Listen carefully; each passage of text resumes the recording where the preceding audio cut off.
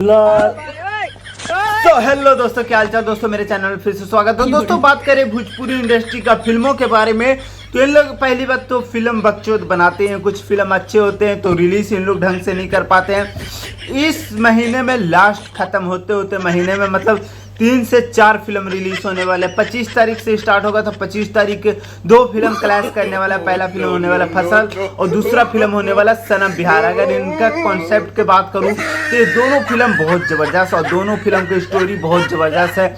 और जिस तरह से दोनों गरीबों के ऊपर स्टोरी जो बिल्डअप किया जाएगा नहीं, ये दोनों फिल्म मुझे ज़बरदस्त लगने वाला है, क्योंकि स्टोरी इन दोनों को बहुत ज़बरदस्त लगा था। ट्रेलर में बहुत ज़बरदस्त लगा था, लेकिन इन दोनों फिल्मों का ट्रेलर साल भर पहले आया था। समझ सकते हैं इन लोग फिल्मों के अंदर कितना भोजपुरी इंडस्ट्री में क्रेज इन लोग कितना बढ़ा के रखते हैं और कितना क्रेज कम करके रखते हैं। तो इस मामले के बारे में हम लोग समझ सकते हैं। और लास्ट में एक और बीच में फिल्म आएगा शायद से, जिस फिल्म का टाइटल है ये हिंदुस्तानी कुछ करके टाइटल है। जिस फिल्म का टाइटल ही हिंदुस्तानी है। इस फिल्म में नजर आएंगे चिंटू पांडे नजर आएंगे। इनकी फिल्म तो ऐसे बकचोद होता है, इनको शायरी चुटियापा के अलावा इनके कोई फिल्मों में दम नहीं होता।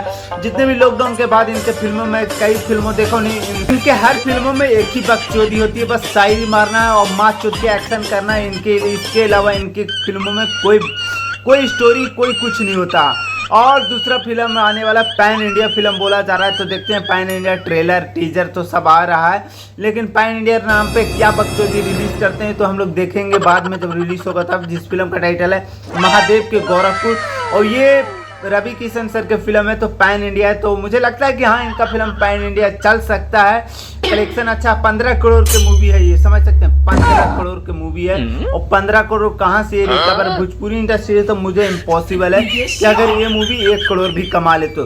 हाँ, पैन इंडिया के नाम पे हिंदी में उनका अच्छा सा फैन फॉलोइंग है, तेलुगु तमिल में सब जगह इनका फैन फॉलोइंग अच्छा है, तो इधर से कलेक्शन कैसे बटोर के ला सकते हैं। तो देखते हैं इन फिल्मों का स्टोरी। 3 फिल्मों का स्टोरी मुझे रवि किशन सर के फिल्मों को उतना स्टोरी मुझे अच्छा नहीं लगा, लेकिन ये फसल फिल्म और सनम बिहार फिल्म की स्टोरी मुझे बहुत ज़बरदस्त लगा था ट्रेलर में। तो देखते हैं दोनों फिल्में क्या तबाही मचाता, किस लेवल के फिल्म होने वाला है ये तो देखने के बाद, फिल्म आने के बाद देखते हैं कहाँ ये फिल्मों के रिलीज किया जाता है। तो ज़्यादा कुछ नहीं बोलता हूँ, लव यू बाय। मिलता हूँ नेक्स्ट अपडेट में, बाय, लव यू।